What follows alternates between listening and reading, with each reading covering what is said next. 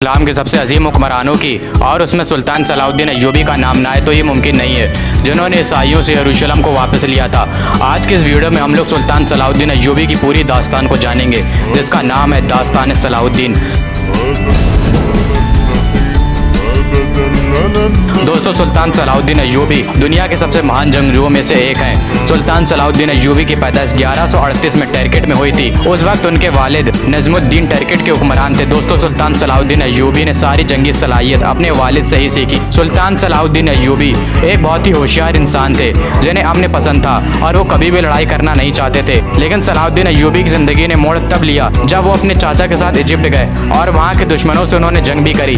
अपनी चाचा की वफात के बाद सलाहुद्दीन अय्यूबी इजिप्ट के कमांडर यानी कि वजीर बने। सलाहुद्दीन अय्यूबी कभी भी बड़े महलों में नहीं रहे, वो मस्जिद के पास एक छोटे से घर में रहा करते थे। सलाहुद्दीन अय्यूबी ने अपनी जिंदगी में कई जंगें लड़ी और उन्हें फतह किया।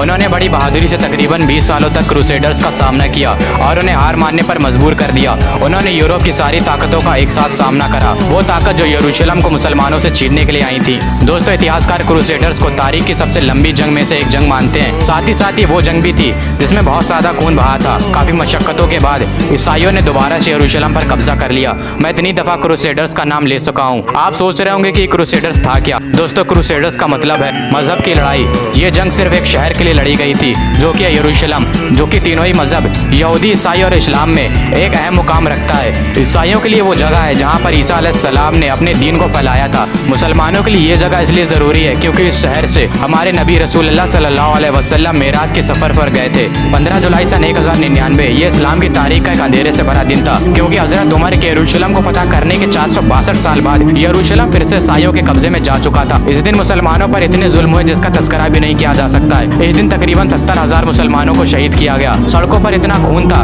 कि घोड़े चल नहीं पा रहे थे, वो फिसल जा रहे थे। पूरे शहर में कई सारी मस्जिदों को तोड़ा गया।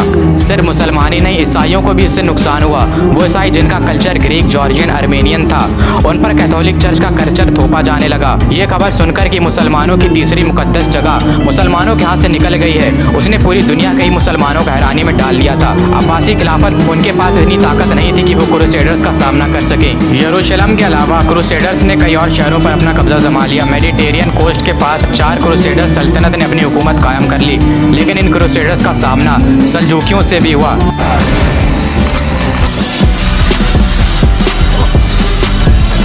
जिन्होंने इन्हें पीछे हटने पर मजबूर कर दिया।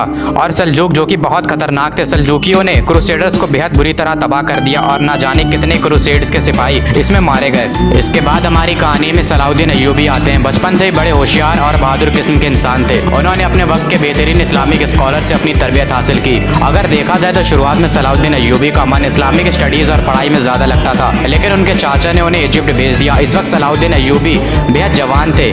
जब 1169 में सलाहुद्दीन अय्यूबी ने इजिप्ट में वजीर की गद्दी को संभाला तो इनकी मजहबी तालीमात ने इनकी गवर्नमेंट पॉलिसीज को बहुत मुतासिर किया। लेकिन एक शख्स जिसे सलाहुद्दीन अय्यूबी की बढ़ती हुई ताकत पसंद नहीं आ रही थी, वो थे नूर अल दीन, जो कि शाम में थे।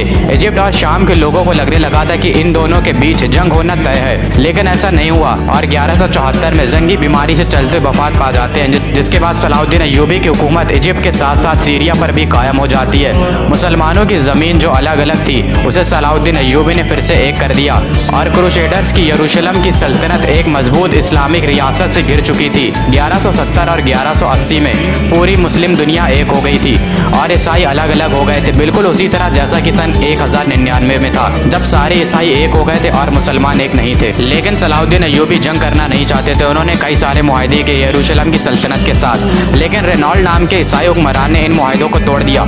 उसने कई सारे मुसलमानों का खून बहाया, यहाँ तक कि वो मक्का पर हमला करने की तैयारी करने लगा। जिसके बाद 1180 के दशक में सलाहुद्दीन अय्यूबी की फौज ने इन क्रूसेडर्स का मुकाबला किया और इन्हें पीछे हटने पर मजबूर कर दिया। इसके बाद तो मुसलमानों और ईसाइयों में दुश्मनी बढ़ती गई और बात जंग तक पहुंच गई और सलाहुद्दीन अय्यूबी और यरूशलेम की सल्तनत के बीच जंग होना तय हो गई और 1187 में ये जंग लड़ी गई, जिसे आज हम हत्तीन की जंग के नाम से जानते हैं। और इस जंग में सलाहुद्दीन अय्यूबी ने क्रूसेडर्स को खत्म करके रख दिया और फिर से मुसलमानों ने यरूशलेम को फतह किया, जिसका इंतजार मुसलमानों को पिछले 88 सालों से था।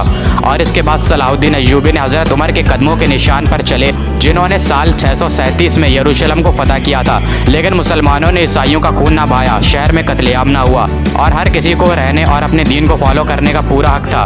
अब जो यरूशलेम था वो पूरी तरह से मुसलमानों के कब्जे में आ चुका था। तो जाहिर सी बात है ये खबर सुनने के बाद ईसाइयों को गुस्सा आना लाजमी था।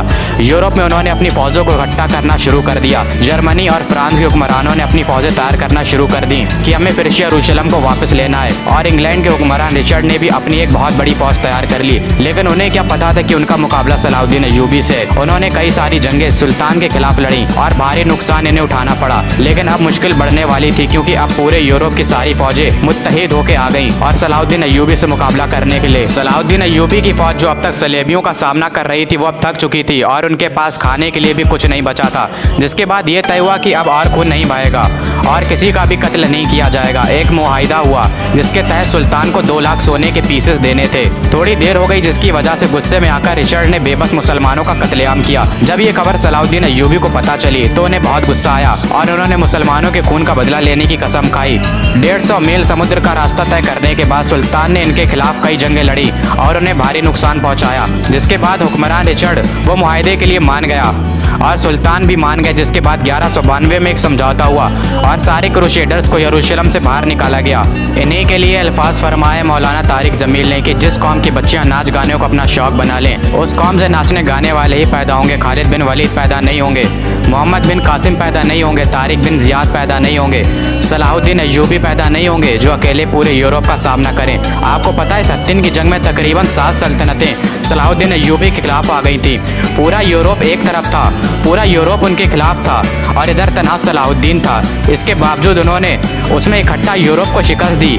रेनॉल्ड एक बादशाह था जिसने हज पर जाने वाले काफिलों पर हमला किया और हाजियों को कैद कर लिया और कहने लगा कि बुलाओ अपने मोहम्मद को। तो जब हत्तीन की जंग हुई है उसके बाद बड़े बड़े बादशाहों को मुसलमानों के हाथों कैद किया गया जिसमें रेनॉल्ड भी था। तकरीबन 12 बादशाह कैद हुए हैं और सब प्याज की शिद्दत से तड़प रहे थे। सलाहुद्दीन अय्यूबी ने सबको पानी पिलाया, रेनॉल्ड को नहीं पिलाया। तो उनमें से एक जो हुक्मरान था उसने अपने में से थोड़ा सा पानी बचाकर रेनॉल्ड को दे दिया। तो सलाहुद्दीन अय्यूबी ने कहा कि ये पानी तुम पिला रहे हो, मैं नहीं पिला रहा हूँ, क्योंकि इस्लाम में जब आप पानी पिलाते हैं तो ये अमन की निशानी होती है। रेनॉल्ड को इस्लाम की दावत दी गई लेकिन उसने इनकार कर दिया। तो सलाहुद्दीन अय्यूबी ने कहा कि मैंने कसम खाई थी जब तूने हाजियों के काफिले पर हमला किया था और कहा था कि बुला अपने मोहम्मद को सल्लल्लाहु ताला अलैहि वसल्लम, तो मैंने कसम खाई थी कि अगर अल्लाह ने मुझे मौका दिया तो मैं अपने हाथों से तेरी गर्दन को उड़ाऊंगा। ले आज ये मोहम्मद का अदना गुलाम तेरी गर्दन उड़ाने जा रहा है। और सलाहुद्दीन अय्यूबी ने उसकी गर्दन उड़ाई तो बाकी के जो बादशाह थे वो कपकपाने लगे। तो सलाहुद्दीन अय्यूबी ने कहा कि हमारे इस्लाम में नहीं है, हमारे इस्लाम में बादशाहों के साथ बादशाहों वाला सलूक ही किया जाता है। लेकिन ये अपनी हद से ज्यादा आगे बढ़ गया था। और ये अल्फाज है सलाहुद्दीन अय्यूबी के कि अगर तुम्हें किसी कौम को बिना जंग के बर्बाद करना है तो उस कौम के नौजवानों में अय्याशी को आम कर दो और वो कौम बिना जंग के ही बर्बाद हो जाएगी। आप ध्यान दीजिए, जब तक मुसलमानों ने दीन के रास्ते पर हुकूमत की है तब तक शान से हुकूमत की है, लेकिन फिर उसके बाद मुसलमान अय्याशियों में डूब गए। अल्लाह ने अरबियों को ताकत दी थी हुकूमत करने की क्योंकि रसूलुल्लाह सल्लल्लाहु अलैहि वसल्लम उनमें से एक थे, लेकिन फिर अरबी अय्याशियों में डूब गए और खुद की ताकत को खत्म कर बैठे। उस वक्त भी अरबियों के हाथ से निकला था यरूशलेम। अरबियों में इतनी ताकत नहीं बची थी कि वो फिर से वापस ले सकें। सलाहुद्दीन अय्यूबी ने वापस ला कर दिया और फिर इनके बाद क़यादत किनके हाथों में आई? तुर्कों के हाथों में आई। सुल्तान सलाहुद्दीन अय्यूबी कहने को तो सुल्तान थे लेकिन उन्होंने अपनी ज़िंदगी कैसे गुजारी ये सब जानते हैं। बड़ी शक्तियाँ देखी उन्होंने, अपनी ज़िंदगी में बड़ी बड़ी जंगें लड़ी और आज फिर यरूशलेम मुंतज़िर है सलाहुद्दीन अय्यूबी का। सुल्तान सलाहुद्दीन अय्यूबी की बहादुरी का अंदाज़ा इसी बात से लगा सकते हैं कि हत्तीन की जंग में तकरीबन 8 सल्तनतें अकेले एक साथ आई थी और इधर सुल्तान